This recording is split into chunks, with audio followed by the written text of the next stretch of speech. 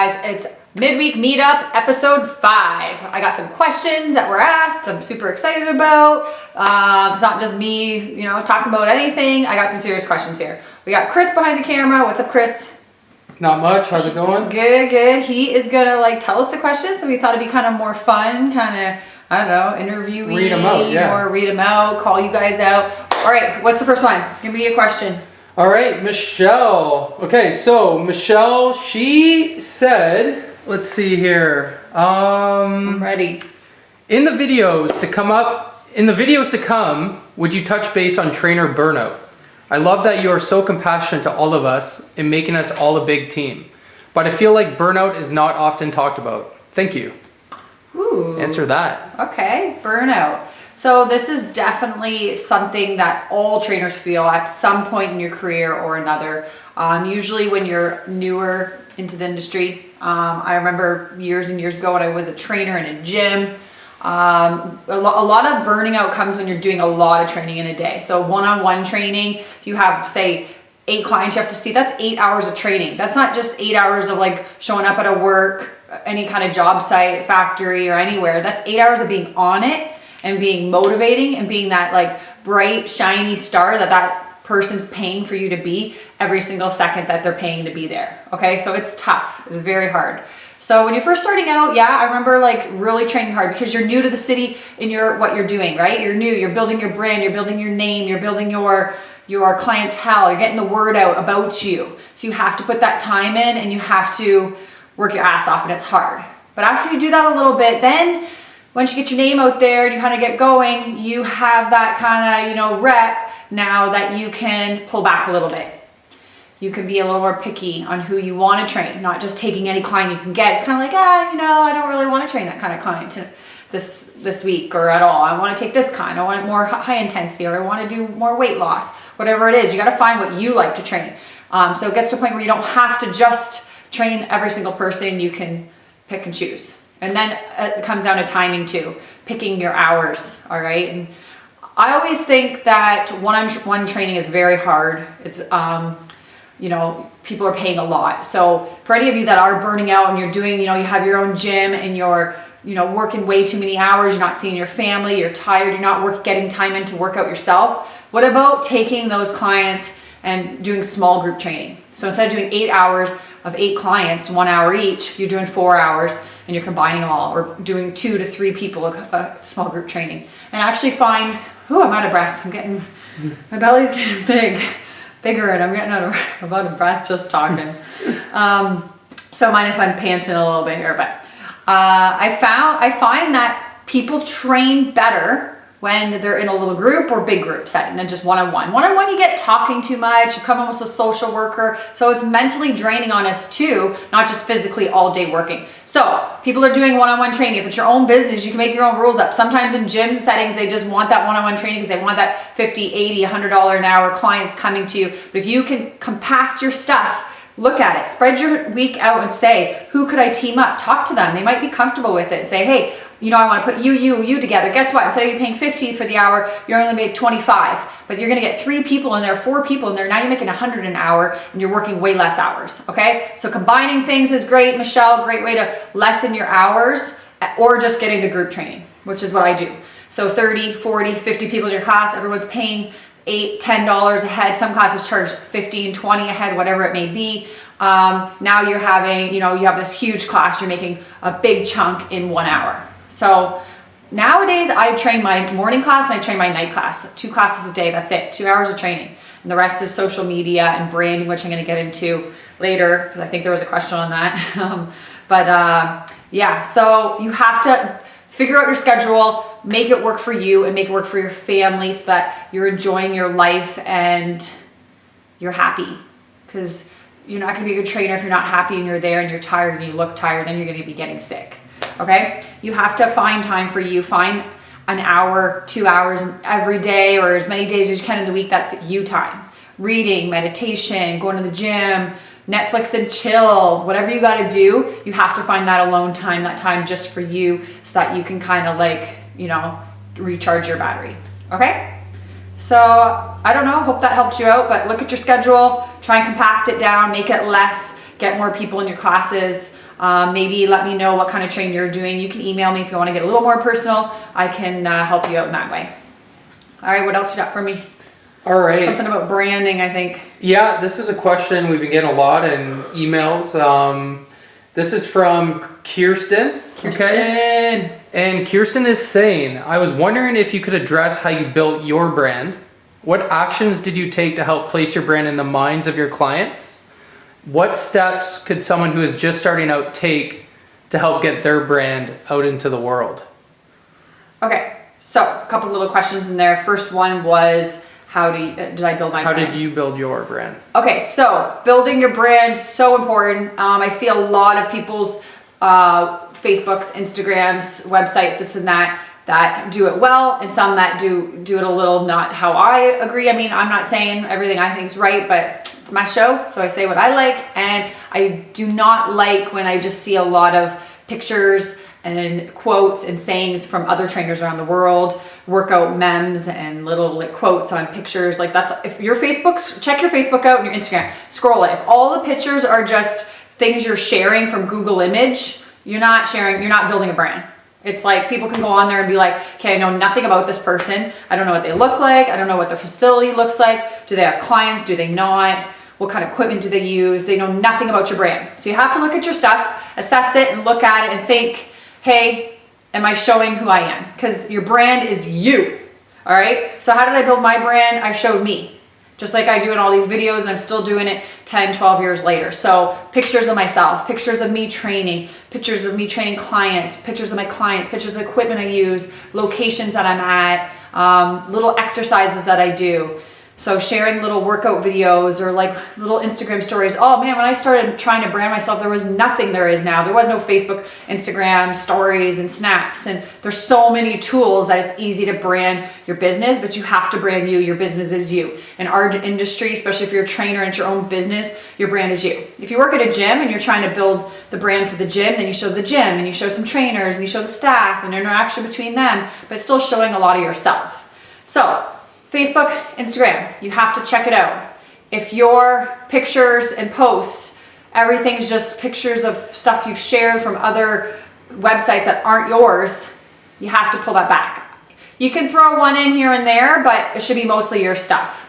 Okay, so branding yourself, showing who you are. You can't be afraid to get out there. You gotta like take the walls down and don't be afraid to be you and be who you are, because people are gonna love you. And the ones that come to you are going to be the type of people that are attracted to you and want to train with you. And I don't just mean physically, but who you are and what you represent. So don't be shy. Get out there. Show who you are. You know, do little videos of you talking, getting on there saying why you're thankful for what you do. Let people know you love what you do and you're thankful for what you do. So that's how I built my business, just getting out there. And it was tough at first. I used to be a shy person. I never thought I'd have a YouTube channel back in the day. I was very shy. I didn't talk very much. I was very quiet. And you know, it's come out of me, and now I love talking on the camera. I love interacting with you guys and hearing from you guys. So you have to just get outside of your box and talk about yourself. Branding is you, okay? What was the next part of the question? Someone that's new, that's starting out. Yeah, how would you recommend? Yeah, so sharing pictures. Now it's tough when you're new, especially with group fitness classes, because you might only have 2 people in your class. It's like, yo, come to my group fitness, we're killing it. And it's like a picture and there's like 2 people and it's like, oh, you know, so you might feel a little funny, but you have to just do it. You have to share it. Maybe, you know, share just a picture of one person or the 2 people. There's nothing you can do about it when you only have a couple people in your class and you're starting. Just get those right angles. Maybe don't share a huge room with 2 people in it. Get a picture closer up of 2 people doing something cool and put, you know, a cool caption. I've shared this app before, but the Studio app or iPicky or Canva.com, these are all great websites. You can go on and add letters and add words and make your own little picture workout memes. Is that what they're called? Workout memes? I think that's like a type of, yeah. Yeah, it's like things that are made that, I don't know. You know what I mean? The pictures that have sayings. Find a quote, make up your own quote, or find a quote and put who it's by. But take pictures in your class if you're just starting out. Picture, video, Instagram. You should be posting on social media every single day. Now, building your brand doesn't mean you want to be salesy. That's like a no-no. I've talked about this a couple weeks ago about being in that party and in that room, and you don't want to be the one who's selling like crazy. So check again at your Facebook and your Instagram. If it's all these posts about, hey, come now, get $10 off, or 2 for 1, or, you know, on sale now, blah, blah, blah. If your whole Facebook's just all sales stuff, you have to get rid of it, okay? It's in the past now, but start putting pictures of you and your clients and the stuff you're doing. It could even be a picture of the empty room with the equipment set up saying about to kick some butt, super excited. Maybe it's a selfie of you with the group behind, but get yourself out there. I can't say it enough, and don't be afraid to share that stuff, okay? And then look at your thing and put, for say every 10 personal branding of you posts, you could put 1 salesy post or 1 Google imagey kind of fitness thing that's not your brand. All right, so look at your website too. Make sure there's pictures. No one wants to walk into something they don't know anything about, what it looks like, who you are. On your website, you should have a little bit about you. On your Facebook page and the about, it should have about you, why you do what you do, why you love what you do. It's easy to brand. You just got to kind of think about it and put yourself out there. It can be scary, but you know, if you're gonna want to grow, that's what you got to do. I also like highlighting clients. So I'll get a picture of a client and I'll highlight them that week or that day. And I'll share a picture and, hey, hi. No. Oh, it's, you know, it's just live, interactive. I'll be like, oh, hey, Johnny in class, you kicked butt, you were awesome. He did this week, blah, blah, blah, blah, blah. So highlighting clients in your class is always a great thing to do for branding too. And am I missing anything, Chris? I think that's it. Sounds like for the most part, social media is the key to branding right now. It's the quickest, easiest way. And there's so many tools. Kirsten, just get yourself out there, post pictures of you, selfies, talk about you, talk about your goals, ask people their goals. You just got to get really personal, and it's tough sometimes.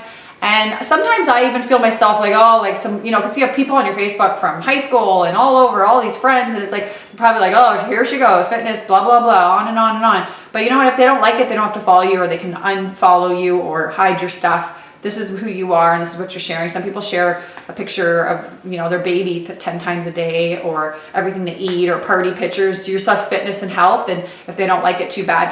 But put yourself out there. Get yourself out there and brand you and who you are and what your uniform is. That's something kind of, you know, you can check in the link below. It will send you to the site. We have like a little thing about uniform and what do you wear? What do you represent? You guys could probably guess my uniform. Always have a hat backwards, usually some kind of fun shirt. I wear a lot of plaids, jean jackets. Even when I train, I start with it on. You know, we're those kind of people. Chris, you got your, let's see you, come here. Using his uniform. You didn't know you were coming in camera. Yeah. Here I am. Hat backwards. We're just that's our uniform. Always an urban surf shirt on. He's got the same shirt in probably like every color. 30 colors. So what's your uniform? What do you represent?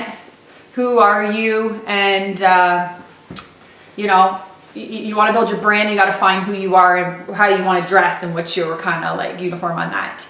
And people will recognize you as that. I'm known as like having a hat on and usually workout clothes.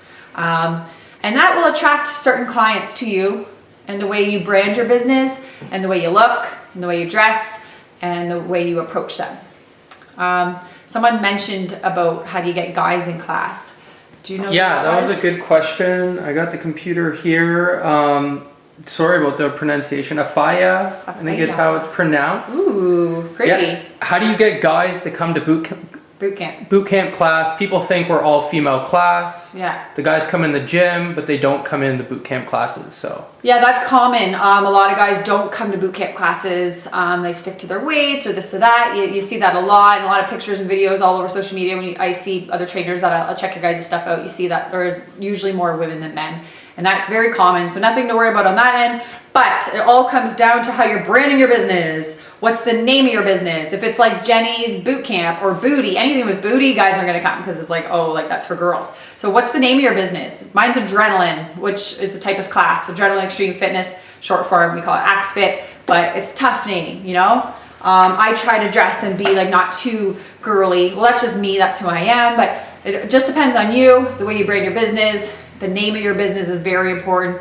And then how you are in class, all right? Interacting with people, teasing people, calling out the guys, calling out the girls. A way to get more men in your class, bring your significant other tonight for free, or this week free, or this month free, whatever you think you can kind of do. That's a good way to get guys in. We're doing like classes that, guys might like the heavyweight class. A heavyweight class. Way more guys on that Thursday nights, it's like more guys than girls. So what kind of classes are you training? Are they like steppy classes where it's more steps? Or is it those booty classes? Like maybe you want to add in a class if you're somewhere hot, that's at a beach, that's with sandbags and weights. So look at the classes you're training. Can you add something a little more hardcore? Maybe something more weight dependent? And what's the name of your boot camp? That's really important too. So, and if you have one of those girly kind of names, that's okay. But then you can kind of off brand, like a little side brand, and make a class with kind of a different name and almost brand it itself.